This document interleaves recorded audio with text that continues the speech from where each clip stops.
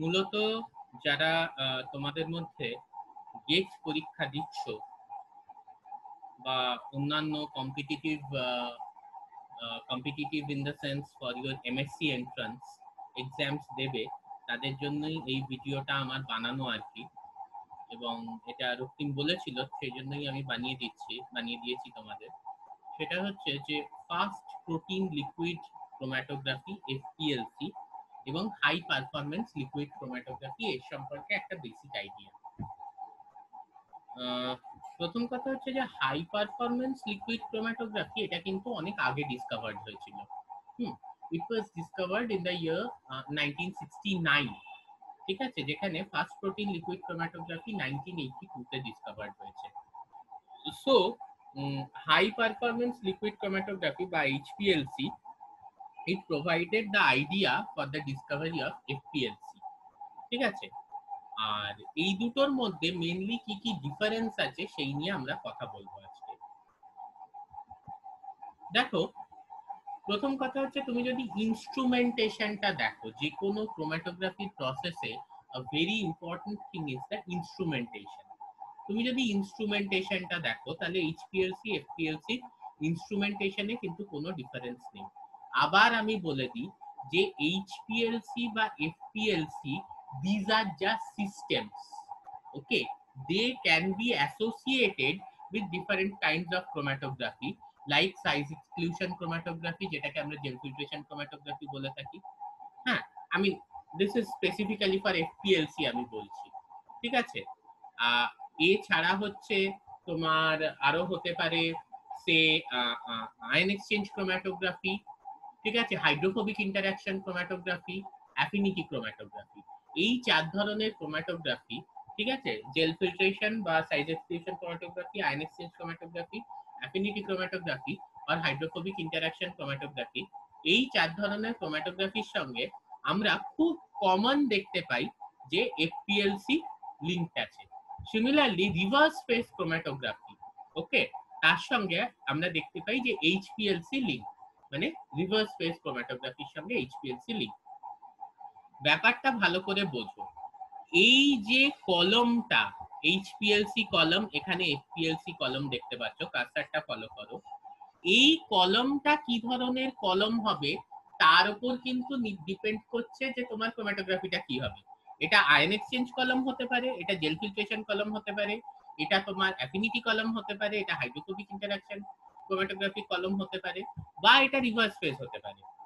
আর বাকি যে টোটাল জিনিসটা which includes the solvent, which includes the pump, which includes this injection of sample, this detector and this software, this total thing is the system, and that system is either distinguished as HPLC or as FPLC.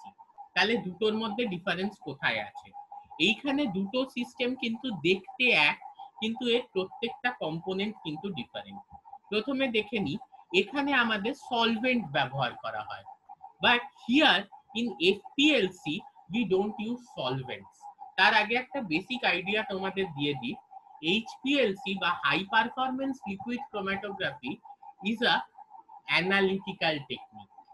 এখান থেকে তুমি analysis করতে পারো তোমার sample, ধরো you have a sample, okay. খুব সহজ একটা উদাহরণ দিয়ে তোমাকে আমি বোঝাচ্ছি, যে তোমাকে আমি নারকেলের জল দিয়ে দিলাম, ডাবের জল দিলাম, ডাবের জলের মধ্যে কি কি কম্পোনেন্টস আছে, হ্যাঁ, সরি, ডাবের জলের মধ্যে কি কি মেটাবোলাইটস আছে সেগুলোকে কিন্তু তুমি ডিটারমাইন করতে পারো এই এইচপিএলসি এর সাহায্যে। There are many kind of small molecules present in coconut water. You can determine them using this HPLC, ঠিক আছে। So this is an analysis, this is a analytical chromatography, but FPLC it is rather a preparative chromatography, মানে তুমি ধরো protein বা DNA sample purify করতে চাও, you have a cell extract or you have produced your protein recombinantly within E. coli, তাহলে E. coli এর সুপারনেটেন্টটা নিয়ে তোমাকে প্রোটিনটাকে আইসোলেট করতে হবে। সেই যে প্রসেসটা, ধরো প্রোটিন ডিএনএ ইত্যাদি আইসোলেশন, সেইগুলো করা হয় গিয়ে হচ্ছে এই ফাস্ট প্রোটিন লিকুইড ক্রোমাটোগ্রাফির সাহায্যে। তো this is FPLC is a preparative technique, but HPLC is a analytical technique. ঠিক আছে, এই দুটো কিন্তু সব থেকে আমাদের মাথায় রাখতে হবে। একটু আমরা আরো দেখে নিই যে এখানে যে সলভেন্টটা আমরা ব্যবহার করছি, ঠিক আছে, এখানে আমরা সলভেন্টটা, আমি যে উদাহরণটা দিচ্ছি সেইটা আরেকটু তোমাদের একটা গ্রাফের সাহায্যে বোঝাই। এই দেখো এখানে দুটো গ্রাফ আমরা দেখতে পাচ্ছি, ঠিক আছে, একটা হচ্ছে উইথ টাইম, হ্যাঁ, এইচপিএলসি কলম, এইচপিএলসি এর সঙ্গে একটা কলম অ্যাটাচ করে তুমি চালিয়েছো, so you get different peaks. These are different molecules that are present within the coconut water. এই যে এইটা একটা মলিকিউলকে স্পেসিফাই করে, এইটা একটা মলিকিউলকে স্পেসিফাই করে, এটা একটা মলিকিউলকে স্পেসিফাই করে, এটা একটা মলিকিউলকে করছে, এটা একটা করছে, এটা মানে টোটাল 7টা ডিফারেন্ট ধরনের মলিকিউল আমি পেয়েছি গিয়ে হচ্ছে in the coconut water. But here you see, now look here, this is, এটা এটা এটা চিন্তা করার কিছু নেই, এটাকে বলে গিয়ে হচ্ছে arbitrary unit. AU means arbitrary unit. So এটা কি ধরনের ডিটেক্টর তার উপর ডিপেন্ড করছে, ইউজুয়ালি অ্যাবজর্বেন্স মেজার করে। আবার বলছি অ্যাবজর্বেন্স মেজার করে, কিন্তু অ্যাবজর্বেন্সের নির্দিষ্ট যে 0.5, 0.6, 0.8 এইরকম কিন্তু কোনো ভ্যালু এক্ষেত্রে হয় না। ঠিক আছে, এক্ষেত্রে কিন্তু এরকম কোনো আলাদা করে ভ্যালু হয় না, এরা একটা আরবিট্রারি ইউনিটে অ্যাবজর্বেন্সটা মেজার করছে। কিন্তু এখানে এক্স অ্যাক্সিসে থাকছে গিয়ে হচ্ছে টাইম, এখানে কিন্তু এক্স অ্যাক্সিসে, সরি, এখানে এক্স অ্যাক্সিসে থাকছে গিয়ে হচ্ছে ভলিউম। আর এফপিএলসির ক্ষেত্রে দেখো, এইটা ধরো তুমি একটা প্রোটিন সেল লাইজেট চালিয়েছো এবং তুমি তাতে কি কি প্রোটিন আছে দেখছো, তো এখানে কিছু প্রোটিন বেরোলো, এখানে কিছু প্রোটিন বেরোলো, এখানে এখানে এখানে, এবার প্রত্যেকটা যে ফ্র্যাকশন তুমি পাচ্ছ, এই ফ্র্যাকশনের প্রোটিনটা, এই ফ্র্যাকশনের প্রোটিনটা, এই ফ্র্যাকশনের প্রোটিনটা, এগুলো প্রত্যেকটা প্রোটিনকে তোমার এসডিএস পেজে রান করতে হবে, রান করে দেখতে হবে যে তোমার প্রোটিন অফ ইন্টারেস্টটা কোন ফ্র্যাকশনে আছে। এখানে যেহেতু এইচপিএলসিটা একটা অনেক হাই প্রেসারে করা হচ্ছে, হ্যাঁ, এবং কলমের ব্যাক প্রেসারটাও বিশাল হাই উইথস্ট্যান্ড করতে পারছে, তাহলে এখানে we can get sharp peaks, strong columns, stainless steel columns, we can get sharp peaks. But এখানে কিন্তু যে ব্যাপারটা হচ্ছে যে প্রেসারটা কম, ব্যাক প্রেসার অত্যন্ত কম, হ্যাঁ, এবং এই জন্যই আর কি যেটা হয় ব্যাপারটা যে অতটা শার্প পিক আমরা পাই না। এখানে কলমস গুলো কিন্তু এখানে যেমনি অনেকটা ব্যাক প্রেসার সহ্য করার জন্য কলমগুলো স্টেনলেস স্টিলের বানানো হয়েছে, এখানে কিন্তু সিম্পল গ্লাস কলমস ইউজ করা হয়। আর মেটেরিয়ালস এর ক্ষেত্রে এইচপিএলসি তে we need a very very strong material, হ্যাঁ, সেটা ইউজুয়ালি আমরা সিলিকা বিডস ইউজ করি, কিন্তু এখানে তোমার অ্যাগারাস, এফপিএলসির ক্ষেত্রে অ্যাগারাস বা ডিফারেন্ট পলিমার্স ইউজ করা যায়। এইখানে এফপিএলসি তে মেটেরিয়ালের পোর সাইজ কিন্তু অনেক বড় হয়, কেন কি প্রোটিন পাস করতে হবে, প্রোটিনস আর লার্জ মলিকিউলস, ডিএনএ পাস করতে হবে, ডিএনএ আর লার্জ মলিকিউলস, ঠিক আছে, তাই জন্য এফপিএলসি তে যে কলমটা বানাচ্ছ তার পোর সাইজ কিন্তু অনেক হাই এবং মেটেরিয়াল গুলো কিন্তু অনেক উইকার, ঠিক আছে, like agarose or different polymers, but here we use silica beads which are much stronger and pore size is very small.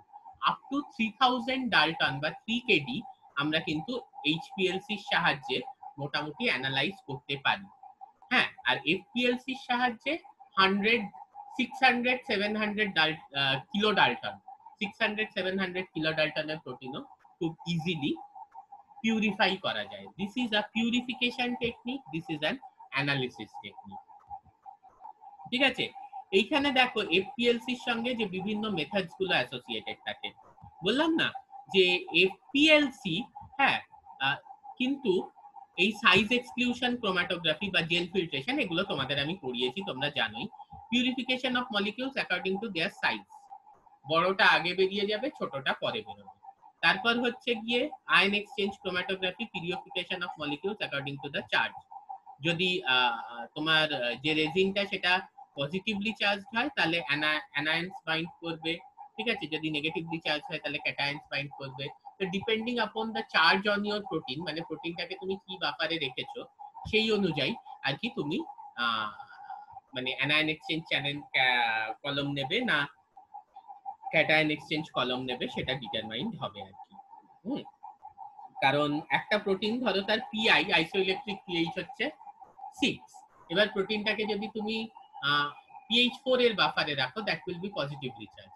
সেই প্রোটিনটাই যার আইসোইলেকট্রিক pH 6 তুমি যদি pH 8 এর বাফারে রাখো, that will be negatively charge. Okay, তো তুমি অ্যাকর্ডিংলি তোমার প্রোটিনটার উপর কি চার্জ আছে, যদি পজিটিভলি চার্জ থাকে তাহলে তুমি ডেফিনেটলি যে রেজিনটা নেবে that should be negatively charge, and vice versa.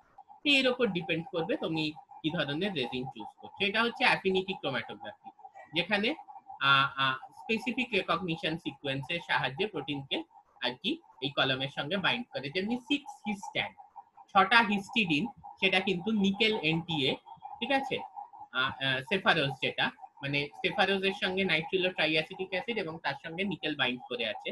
তো এই নিকেল গুলো কিন্তু কোঅর্ডিনেট বন্ড তৈরি করবে with the imidazole nitrogen of the histidine amino acid, ঠিক আছে। তো এইটার সাহায্যে আর কি আমরা একটা 6 সিস্ট্যাগ লাগিয়ে প্রোটিন গুলোকে পিউরিফাই করতে পারি। Okay, and then you have this hydrophobic interaction chromatography, ঠিক আছে। এখানে সিমিলারলি হাইড্রোফোবিসিটির উপর বেস করে তোমার ডিফারেন্ট মলিকিউলস কে আর কি পিউরিফাই করা যায়। তো দ্যাটস নট আওয়ার আইডিয়া। আমি যেটা বলতে চাইছি, এফপিএলসি সিস্টেমের সঙ্গে কিন্তু এই ধরনের বিভিন্ন জিনিস, বিভিন্ন রকমের পিউরিফিকেশন সিস্টেম অ্যাসোসিয়েটেড থাকে। আর এবং সেটার জন্যই এফপিএলসি সিস্টেমে যেহেতু তুমি একটা প্রোটিন বা ডিএনএ কে পিউরিফাই করছো, ইউ ডোন্ট ইউজ সলভেন্টস। তুমি বেনজিন, ফেনল এইসব ইউজ করবে না, কিন্তু chloroform, you don't use these things, because if you take the protein in chloroform and all, the protein will get precipitated. Proteinটা precipitate হয়ে যাবে. This is not a small molecule that we are analyzing in case of HPLC. This is a big protein and that will get precipitated. So what do we use here? We use normal buffer. যেমনি ধরো trees buffer pH 7.2 সঙ্গে 150 millimolar NaCl, কিংবা হেপেস buffer pH 7 সঙ্গে 100 millimolar NaCl। মানে যে কন্ডিশনে তোমার protein stable থাকছে, তুমি সেই ধরনের বাফার এফপিএলসি তে ইউজ করবে, and you don't use solvent. তাহলে এই সলভেন্ট আর বাফারটা আলাদা, পাম্পটা আলাদা। এই পাম্পটা ইউজুয়ালি অনেক স্ট্রং হয় ইন এইচপিএলসি কম্পেয়ার টু এফপিএলসি।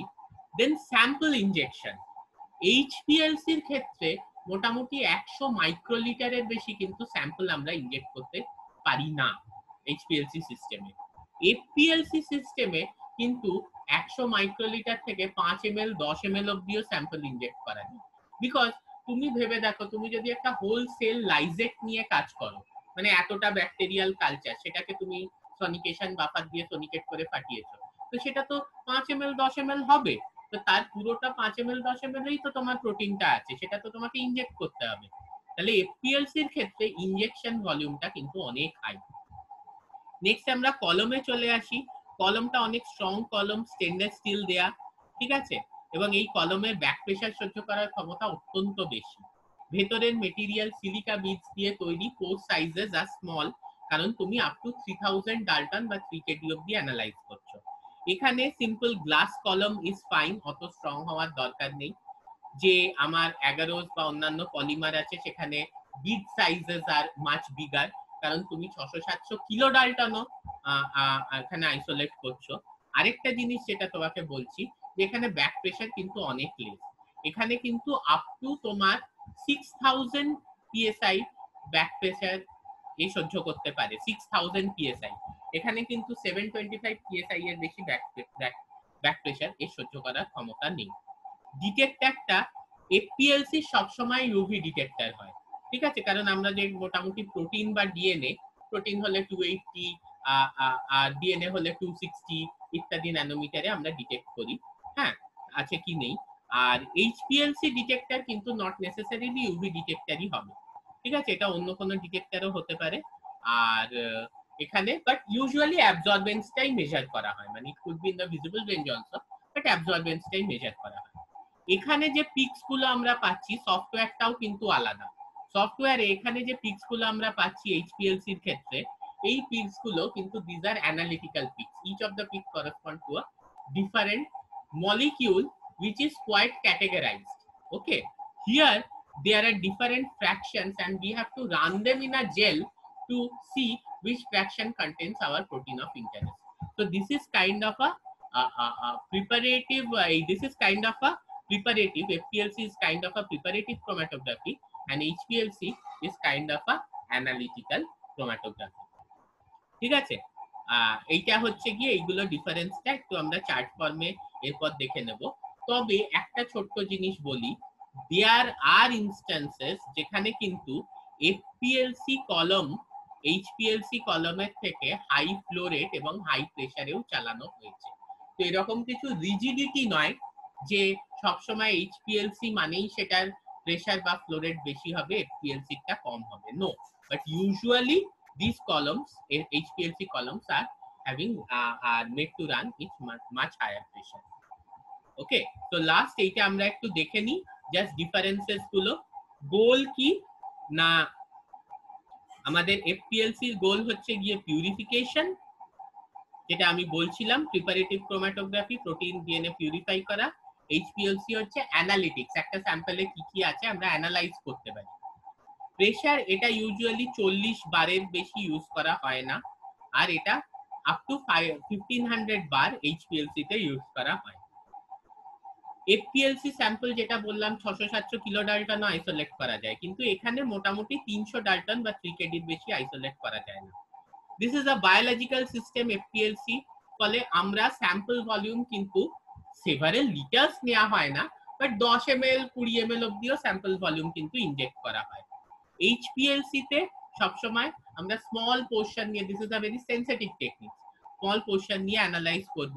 তো 100 ডাল্টনের নিচে কিন্তু আমার এই 100 মাইক্রোলিটার, সরি 100 মাইক্রোলিটারের নিচে কিন্তু স্যাম্পল ভলিউম হবে, যেটা আমরা ইনজেক্ট করছি, এই যে সিরিঞ্জটার সাহায্যে ইনজেক্ট করছি। নেক্সট হচ্ছে এখানে তোমার যে সিস্টেমটা যেটাতে ইলিউশন হচ্ছে, দ্যাট ইজ বাফার। এই যে দিস ইজ আ বাফার, কারণ আমি বায়োলজিক্যাল স্যাম্পল নিয়ে লিড করছি। এখানে এটা সলভেন্ট, হ্যাঁ, কারণ তুমি এখানে অ্যানালিসিস করছো স্মল মলিকিউলস, আর এখানে তুমি বায়োলজিক্যাল ম্যাক্রোমলিকিউলস, প্রোটিন, ডিএনএ, সেগুলো ওই ধরনের ক্লোরোফর্ম বেনজিনে নিলে প্রেসিপিটেট করে যাবে। এটা হচ্ছে বায়োকম্প্যাটেবল মেটেরিয়াল, মানে তুমি গ্লাস ফাস যা ইউজ করো, এটা সবসময় স্টেনলেস স্টিল। কেন কি এখানে বায়োকম্প্যাটেবল এই জন্যও হতে হবে যে যেহেতু এখানে তুমি বায়োলজিক্যাল ম্যাক্রোমলিকিউলস নিয়ে ডিল করছো, অন্যান্য স্টিল ফিলের সাথে সেগুলোর যাতে কোনো রিঅ্যাকশন না হয়, তাই জন্য বায়োলজিক্যাল ম্যাক্রোমলিকিউলের কম্প্যাটেবল মেটেরিয়াল এফপিএলসি তে হতে হবে। এখানে সেরকম কোনো ব্যাপার নেই, and further we need a strong material. এখানে দেখো কলম মেটেরিয়াল এফপিএলসি তে অ্যাগারোস বা অন্যান্য পলিমার, যেহেতু লো প্রেসার, হ্যাঁ, আর বিগ পার্টিকেল সাইজ। আচ্ছা, এফপিএলসি তে কিন্তু ফ্লো রেটস অনেক সময় আমার এইচপিএলসি থেকে হাই হয়, তো এখানে কিন্তু ফ্লো রেটটা অনেক সময় হাই হয়। ফ্লো রেটটা নিয়ে চিন্তার কিছু নেই, ফ্লো রেটটা হচ্ছে যে কি রেটে ফ্লো করছে। ইউজুয়ালি আমরা এফপিএলসি চ্যানেল 2 থেকে 5 ml পার মিনিটেও চালাই, বাট এইচপিএলসি তে কিন্তু ফ্লো রেটটা একটু কম হয়, মানে 1 ml পার মিনিটেও চালাই, বাট অত রিজিড কিছু না, মানে এফপিএলসি ও অনেকে 1 ml পার মিনিটে চালায়। আমি নিজেই এফপিএলসি করলে আমি 1 ml পার মিনিটের উপর যাই না, তাহলে পিক্স গুলো আরো বাজে হয়ে যায় যে পিক্স গুলো দেখি। তো এখানে সিলিকা বিডস ইউজ করা হয় which are very strong and pressure stable, আর পার্টিকেল সাইজ অনেক স্মল হয় যেহেতু তুমি আপ টু 3 কেডি মেজার করছো। ওকে, এন্ড মেথডস কি কি আবারও বলেছি, size exclusion, ion exchange, affinity বা হাইড্রোফোবিক ইন্টারঅ্যাকশন ক্রোম্যাটোগ্রাফি ব্যবহার করা হয় এফপিএলসির সাথে। এইচপিএলসির সাথে রিভার্স ফেজ ব্যবহার করা হয় ইউজুয়ালি। আরেকটা সফটওয়্যারের ক্ষেত্রে ডিফারেন্সটা এইখানে যেটা বললাম যে এফপিএলসি ইজ ভলিউম বেসড, মানে কত ভলিউম কলমটা চলার পরে তারপরে তোমার প্রোটিনটা ইলিউট হচ্ছে, প্রোটিন অফ ইন্টারেস্ট ইলিউট হচ্ছে, সেইটা আমরা দেখি, ঠিক আছে। আর এইচপিএলসি হচ্ছে টাইম বেসড, মানে কত টাইম চলার পরে তোমার অ্যানালিসিসটা কমপ্লিট হচ্ছে, আমরা সেই জিনিসটা দেখি। তো HPLC is time based, FPLC is volume based. So this is all that we have. আমি এটা আজকে আপলোড করে দেবো, কারোর যদি কোনো ডাউট থাকে then please let me know. Okay, thank you.